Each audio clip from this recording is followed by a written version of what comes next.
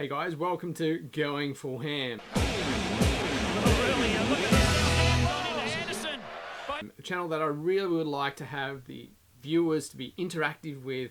Give us some ideas of what you'd really like to see on this channel and throw it back and forward, see what we can come up with. First up, I think we really need to start off with talking about the upcoming Supercross. Now, this is something that we're coming out of this whole COVID-19 situation, and it's presenting a whole heap of different, scenarios that I guess that we're not used to as we come into this, 7 rounds left now, I think. It's a big unknown as to how this whole championship is going to play out. I mean, there's a lot of factors involved in this that I guess it's not the norm that we need to sort of touch on to see who we think is going to come out on top. There's a lot of different variables that I think is going to play a big part in these last 7 rounds as they get into this whole Supercross series. I guess the first question we have to ask is, how is everyone going to come back to this series? I mean, do we treat it like it was a break, almost like the end of season from motocross to Supercross? Or do you think that the guys are going to have that confidence still flowing on from the last rounds of the Supercross? I mean, it's been 80 odd days since they raced last time at Daytona, and I mean, a normal break from motocross to Supercross is around about 130 days. It's about 2/3 of the break. And it seems like a lot of the time that the guys haven't really focused a lot on trying to train and get themselves in the best possible, mindset, conditioning, ready to go and race. So I think this is going to be a big part as we head into this series as to the mindset of all the riders and how they're going to tackle this situation of going into these 7 rounds. So there's 3 key factors I feel that are going to play a big part in this series, for the rest of this series anyway. The first one being, how will these riders manage their training, their practice, their off-bike training without being burnt out by the end of it? A standard scenario, I guess, for these riders is that they'll go and race on the weekend. They'll have either the Sunday, Monday, possibly the Monday off, where they'll try and recover, relax, and get over the weekend, especially if they've had a crash or if it's been a very hard weekend for them. They'll take that time to recover, and then they'll get back into their training, whether it be on the bike, off the bike, and then come the end of the week, by the Friday, they'll be resting again and getting ready for the race. This new format, that doesn't allow that. If they race on the Sunday, they have no time to have that break on the Monday, because Tuesday is meant to be another break before they race again on Wednesday. And then it goes again for the next bracket of 4 days. Same scenario. So it'll be difficult for these guys to manage whether they go out and train and practice between these races. I feel that they might just, depending on how they're feeling, I guess, they might just do these races week to week and just see how they go and try and recover each time they go out and race. And it's going to be really important for these guys to make sure that they are ready to go for this very first race back. As we said, it's been 80 odd days since they've raced their last race. And I know that, it seemed anyway, from our point of view, that a lot of these guys took a step back when this whole COVID situation actually started. It didn't look like they were too eager to get back on the bike and get out and train. I think more so that they thought this might have dragged on a little bit longer, and they've waited to the point where they've said, we are going back racing before they've got back on a bike. So I think it's going to be difficult to see, or difficult to predict, I guess, who is going to be ready for this first round. But the first round is going to be extremely important when it comes to getting the upper hand on everyone, getting that confidence going from the very first race. And I think confidence, we'll touch on this in a minute, I think confidence is going to be a big thing over these next 7 rounds. I think this first race is really, really important, that they get a good position, a good result in this first round, which will carry them through the rest of these 7 races. This brings me to my second point, and I think key factor, is going to be the confidence that you get from a good result on a weekend or a race, which drags you through the rest of the series, which is, again, so close now, or how you rebound from a bad race. Again, the guys usually have that time between the races week in, week out to go home, reassess, go out, work on the stuff that they felt was their weak point on the weekend, and try and improve so that when they get back to the racetrack, they're good to go and get ready for the next race. They don't have that luxury anymore. That is all out the window. They don't have that time to go out and practice, mentally change their view, their mindset on how they're going to attack that next race. I think this is going to be the second key point as to how this championship is going to play out for most of these riders over these next 7 rounds. Which brings us to the third key point. Now, I think this is also really important. How do these guys attack each race? Do they go out? Do they put it all on the line to try and get that position? Or do they ride a little bit conservative and try and get through every single weekend?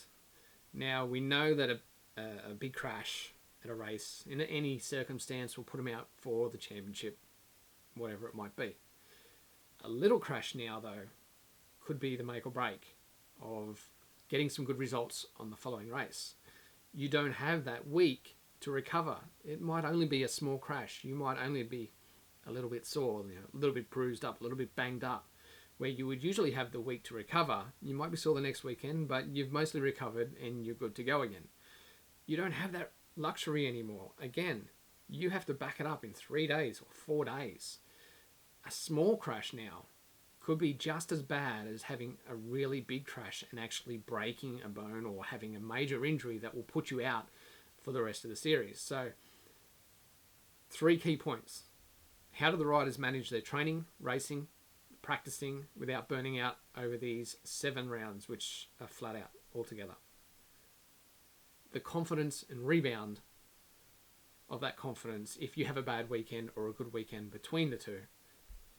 And then the third one, of course, was how will you approach the race? This is going to be the key features, I think. Going into these races, it's going to be detrimental that they actually put all this together to make sure that they're ready for the following race, which is only a few days away. This is going to be a big key. So, who's been putting the work in on this whole little break that we've had right now? Well, if you go off social media, and I know that we don't see everything on social media, we know these guys don't put everything up online, but if you were to go off social media, we sort of saw a big break to March 31. That's nearly an entire month from the Daytona race where no riders had any kind of social media interaction. There was nothing on there showing that they were out practicing or doing any training or anything like that. It was pretty much lockdown, as everyone knows around the world. So what were they doing behind doors, and will they be ready? From what we saw on the videos that have been posted is riders getting out and just having fun. They've been on the motocross track. They've been, what looks like to us from the social media point of view, is they're out there just enjoying their riding rather than going out and doing hardcore training, being ready to get back on the racetrack. I guess if you were to take the top 4 or 5 guys that would be going into this next race in the 450 class, Adam Cianciarulo, he is the one that looks like he's been doing the most laps on a Supercross track, and fresh off an injury, he's had time to reflect exactly, on what he might have thought he did wrong during those first learning races that he did at the start of the year. I mean, he had amazing speed, impressive results. There's no doubt in my mind that he's been at home looking and studying at exactly what he has to do and what he has to change to make sure he gets them results as well. He is going to be a big threat, I think, in these races upcoming. Obviously, he's nowhere in the championship. He can't go and win the championship from where he is after he had those races off. But I think he's going to be someone that's going to be up there at the pointy end of the field. And if he can get some great results now, going into the motocross season a little bit later in the year, I'm sure he's going to be a strong contender to get up there and be one of the guys that are fighting for that title later on. If we look at the other riders as well, one thing I think we've got to consider is how they started this series this year. And it's not just this year, it's a few years in a row. Look at Tomac. He is, in my opinion, he is one of the most impressive riders to watch on the track when he's on fire. He doesn't start his championships too strong. The first few rounds, basically, he feels out the competition and he gets into a groove. And once he's got into that groove, he's incredible to watch. At the start of the season, not so much. He's not as impressive. Do you think that this 80 days is almost like a reset to the start of the championship? Or is he going to continue on knowing that the last rounds he was so fast, so dominant, that he's going to bring that confidence back into this one when we come back into this first race? It's hard to say. As I said, I love watching Tomac when he's on fire. There is no one better that just destroys a track, just turns the turns the way he does. He's incredible to watch. But will he be in that form again after this break? Hard to say. Ken Roxon, he's solid. He's been solid. He's been consistent from start to the very last race. You'd have to think that he is going to be pretty strong when they come back to the series again. Only a few days away. I'm sure that he's going to be right up there as a major contender in this race. Cooper Webb, he is another one that doesn't start too strong in the series. It takes him quite a few rounds, and this year we saw it. It took him quite a few rounds to get going again. But once he did, that grit that he gets and that confidence that he gets, it's extremely hard to beat.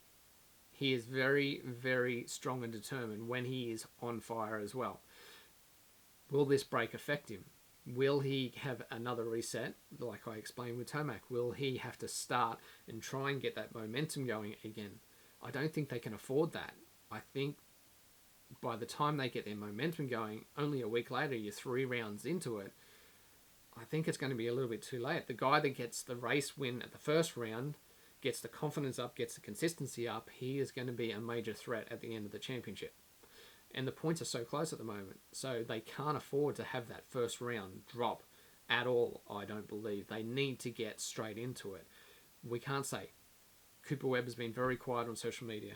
We know that he's a pretty hard worker with his training and his riding. He might be just flying under the radar the whole way through this. It's hard to say, but only going off what we saw at the start of the year, he usually doesn't start the championship strong. Let's see how he goes when we get back on this one. The other one I wanted to bring up was Justin Barsha, or will it be Bam Bam? I don't know. For me, Justin Barsha at the start of the year, I gained a lot of respect for. I think he really turned it around. He had great focus. He had great speed. He's always got great speed. We know he's got great speed. The guy can win races. But when he starts becoming, and I don't like putting it this way, but when he becomes Bam Bam again, when he's just focused on trying to get the guy back for putting a move on him, and he starts rubbing other guys and becomes Bam Bam again, he seems to lose that focus and he sits further back in the pack. Not where I think he should be. He's proven how fast he is. He's proven that he's a race winner. I think if Justin Barsha can get the focus back, he could be a major threat in this as well. And going on that, he started this championship, and he did last year too. He started the championship really strong. So this could be a big thing for Justin Barsha coming into this after the little break. He might be on top of his game. This might be what he needs to get the ball rolling. You know, have that confidence on Saturday or Sunday, flow it into the Wednesday the next week, and then again on the weekend after that. I think this could really play into his favour if he just concentrates on these race wins. He's going to be a big threat. What do you guys think? Who do you think is going to come out on top? Give us a comment below, and we'll see if we can't start a little bit of a discussion through these comments as to who's going to be the guy that comes out on top at the end of this championship. Again, there's a lot of factors that we don't know how they're going to play out. None of us really do. We can only speculate exactly what's going to happen over these next 7 rounds. It's an unknown area for all of us. So it can only just take the knowledge of what we've seen, I guess, from the previous part of this championship, the start of this championship, and how we could apply it to the rest of these 7 rounds, or how they can apply it, I should say, to the rest of these 7 rounds. It's going to be very interesting to see how it all unfolds. I mean, the points are so close. Cincerillo's out of it, of course. There's still a mathematical chance for both Barsha and Cooper Webb. It's so close up the front with Ken Roxon and Eli Tomac. It's going to be really difficult. I'd hate to be a betting man to try and figure out who's going to win this championship. It's going to be very interesting to see exactly what these riders do to manage the time on the bike and what they need to do to get these results that they need to get on top of that championship. So there you go, guys. My thoughts on these upcoming races. What do you think? Make sure you hit down below a comment. Let me know what you think. If I'm completely wrong or you think I might be onto something here, I'd love to hear your opinions on exactly how these championships are going to play out. We're going to try and do some reviews through the rest of these races as well to see how they've played out and what we can come up with, what we think might be the key factors going forward through the rest of this championship. But I'd love to hear your opinions. So hit us down below. If you think that this video is pretty cool, hit the like button and we'll try and keep these coming to you. I've got some good ideas on different sorts of videos. We'll do more than just reviews. We'll get out on the bike as well and we'll do some different riding stuff. I've had a lot of requests for a bit of VMX stuff. So I've got some good ideas with what we can do with that as well. So I'm pretty excited to what I can bring you guys. So make sure that you subscribe to us and keep on top of everything I get out to you guys. Thanks very much for watching and we'll see you again soon.